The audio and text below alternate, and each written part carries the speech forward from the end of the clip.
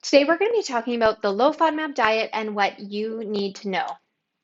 My name is Andrea Hardy. I'm a registered dietitian and owner of a private practice called Ignite Nutrition. We are Canada-wide and we have a team of dietitians and a GI psychologist specialized in helping patients with digestive issues. And I'm located here in Calgary, Alberta. I like to say my number one job as a dietitian is to get people to take food a little less seriously, which may come as a surprise coming from a dietitian. But in this day and age, people are bombarded with so much nutrition misinformation out there, they often feel overwhelmed and disempowered. I like to empower patients to take charge of their nutrition and make nutrition decisions that are right for them. I do this through my private practice, through my podcast, Let's Get Real, Easy to Digest Nutrition Science, and through social media. You can find me on social media at Andrea Hardy RD, and I spend a lot of time on Instagram, so be sure to check me out there. Today, we are going to be talking about what IBS is. We're going to be talking about the low FODMAP diet and who it's for, as well as how you can start on the low FODMAP diet.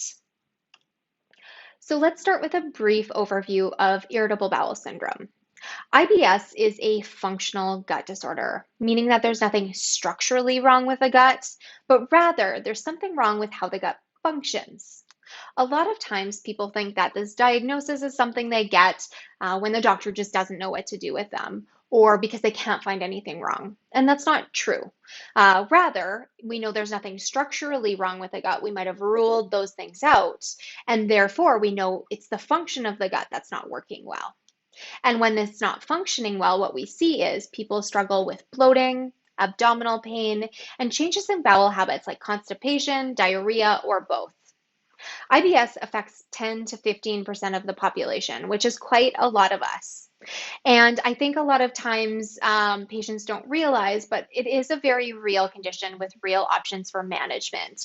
Things like nutrition, lifestyle, medication, psychological interventions, and of course, the low FODMAP diet. So let's jump into that. So what are FODMAPs? FODMAPs is an acronym for fermentable oligosaccharides, disaccharides, monosaccharides, and polyols. It's a mouthful, which is why we just call it FODMAPs. Essentially, what these are carbohydrates that can either pull water into the gut or ferment. This causes your intestines to stretch, and this stretch can lead to changes in bowel habits and also cause abdominal pain and bloating. The low FODMAP diet essentially temporarily reduces our intake of FODMAPs so that we can get good symptom control. And it's not a long-term elimination. We want to reintroduce some of those up to your tolerance, and we'll make sure that we get into that so you have a good understanding of what's going on there. I also want to touch a little bit on, I said IBS is a functional gut disorder, but we also now recognize it as a disorder of the gut-brain axis. So we can think of the gut-brain axis as a two-way information highway, with information being sent back and forth all day long. What we see in patients with IBS is this is kind of dysfunctional or not working as it should. And when we consume FODMAPs and get that stretch, our gut sends signals to our brain to say, hey, perceive this as pain. And then our brain says, uh-oh, something's going on. And then it changes digestion. And so it can really cause this symptom kind of cascade going on and kind of cycle through whenever we have too many foods that are causing that stretch. We also have a little bit of research now that the low FODMAP diet and the gut-brain axis and IBS also involves the microbiome, but there's more research to be kind of coming out on that soon. But for now, we know that this stretch piece is really important. So let's do a diet overview. The low FODMAP diet is 3 phases, not just elimination. Well, the first phase is about reducing the overall amount of FODMAPs you consume. This is the low FODMAP elimination phase. The other phases are equally as important. The first phase lasts about 2 to 6 weeks where you're only eating low FODMAP foods, and this is to get a good handle on your symptoms and see how you respond.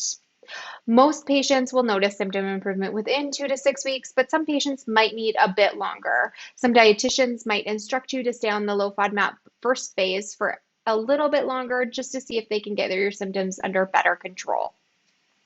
The second phase is reintroduction. And reintroduction is really about reintroducing FODMAPs by category.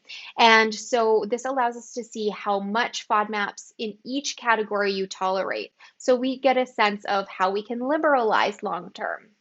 The reintroduction phase can take anywhere from 6 to 12 weeks, sometimes longer, depending on how frequently you experience symptoms as we reintroduce. The third phase of the low FODMAP diet is liberalization.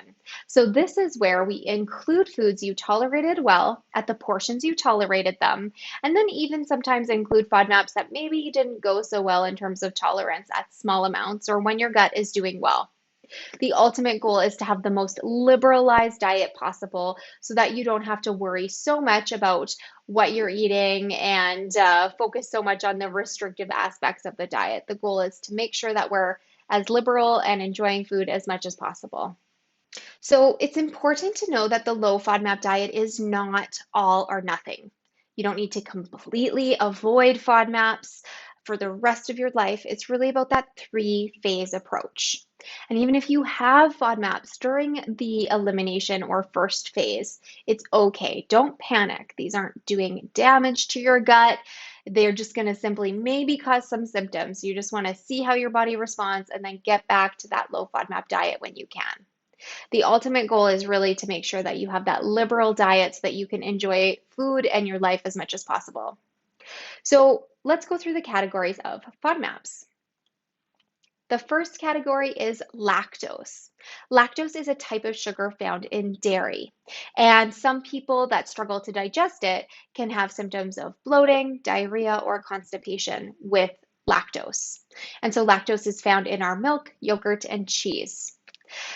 The low FODMAP diet is not a dairy-free diet. Rather, it's a low lactose diet, meaning you can still have dairy. It just needs to be low lactose. So this can be things like lactose-free milk, lactose-free yogurt, and even hard cheeses, which are naturally low in lactose. So there's still lots of a variety there. If you consume dairy, it's not about cutting it out. It's about making the right choices within the dairy category. The second category is fructose, and fructose is a type of sugar found in fruits or fruit sugar. We all have a certain capacity to absorb fructose, and so when we get into really high amounts of fructose, everybody struggles to absorb it. However, some people even struggle to absorb small amounts of fructose. It can pull water into the bowels and cause that stretch, distension, diarrhea, and bloating. Fructose is found in several of our fruits like watermelon, apples, cherries, and pears, as well as even some vegetables like asparagus, sugar snap peas, and broccoli stalks. It's also found in our sweet treats, so high fructose corn syrup, or in Canada it's labeled glucose fructose, as well as things like honey and agave. So if you see those things on the label, they're going to be high in fructose and could cause digestive distress. The third category is sugar alcohols. There's mannitol and sorbitol, which are predominantly found in our fruits and vegetables. So our pitted fruits like plums, nectarines, peaches, cherries, and avocados, as well as our veggies like mushrooms, cauliflower, artichoke, and winter squash. It's also found in a lot of low-calorie, diabetic, or keto treats as a sugar substitute. So it tastes sweet, but it doesn't have the calories associated with it because you don't absorb it very well. It pulls water into the bowels and can cause diarrhea. And so make sure you read the labels of foods like that as well. Our last categories we lump together, so that's the fructans and the GOS, or galacto-oligosaccharides. And these tend to ferment quite rapidly in the bowel and cause a lot of gas, bloating, and that stretch. They can also alter bowel habits. They're found in some fruits, and then in particular, the vegetables I want to draw your attention to include onion and garlic. So these ones are pretty hard to eliminate or reduce. And so we want to, be aware that onion and garlic can have the capacity to really ferment in the gut and contribute to digestive distress.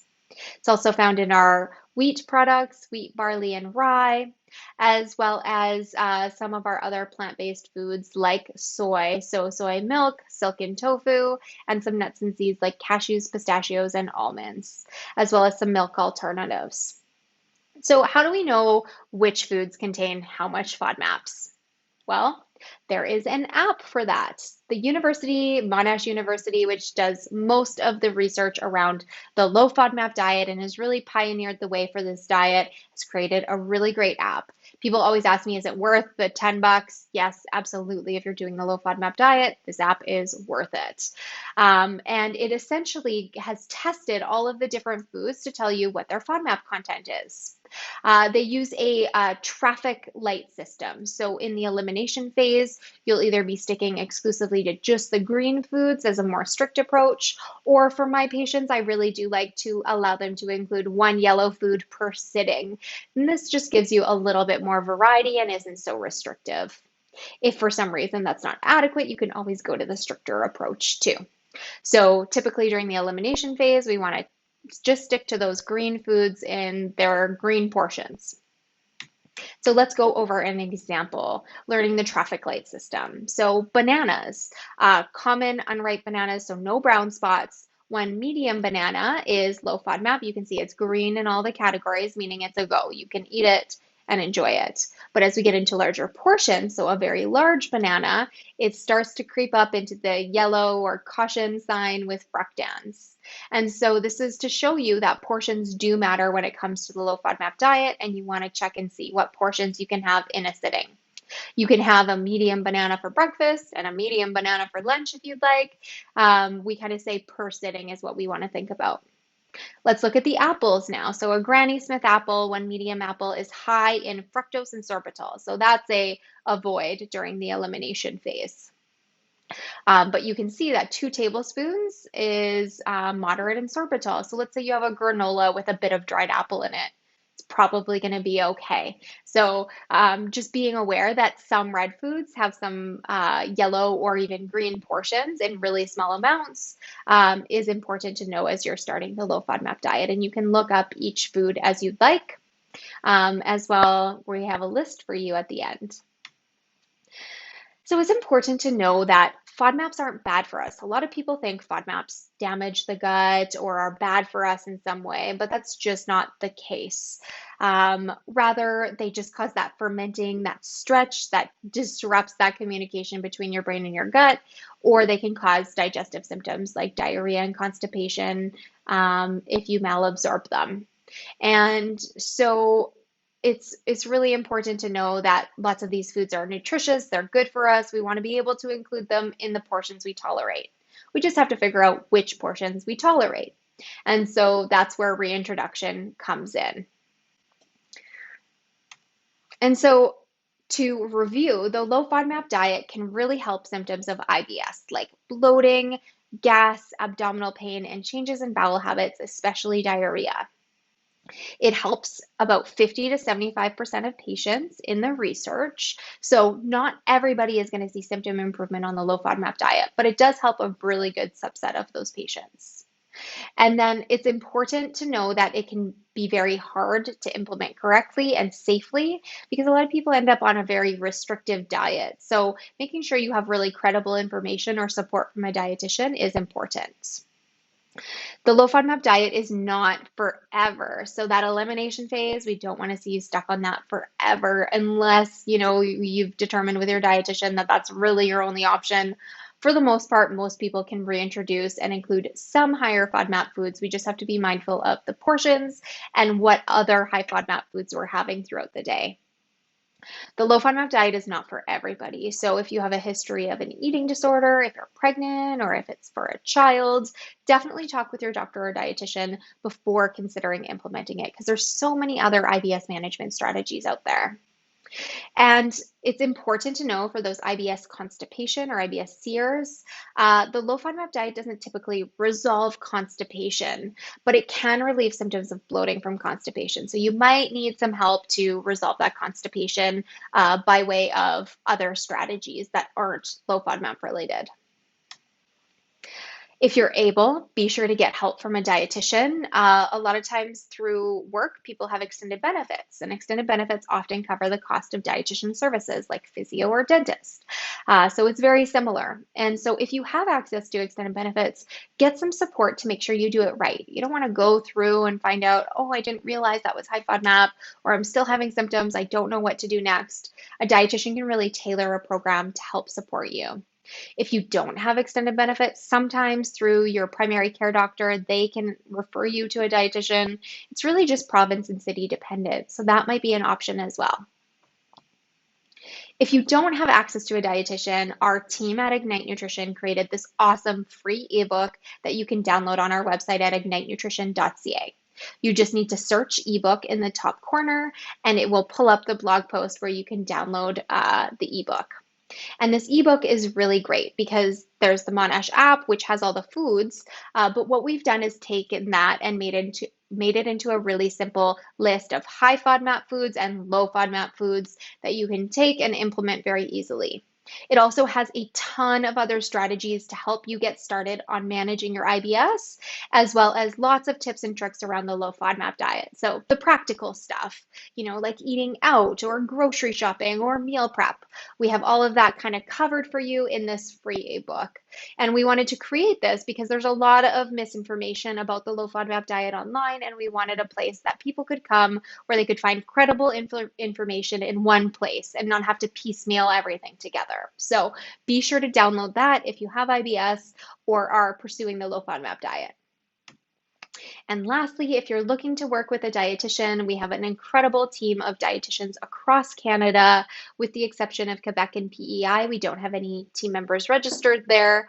But other than that, we see patients in all provinces and territories, and we can help you with your IBS and the low FODMAP diet. Our dietitians are specialized in gastrointestinal health. You can find out more on our website at ignitenutrition.ca. We also have a fantastic blog where you can learn more. Thank you so much for tuning into this presentation.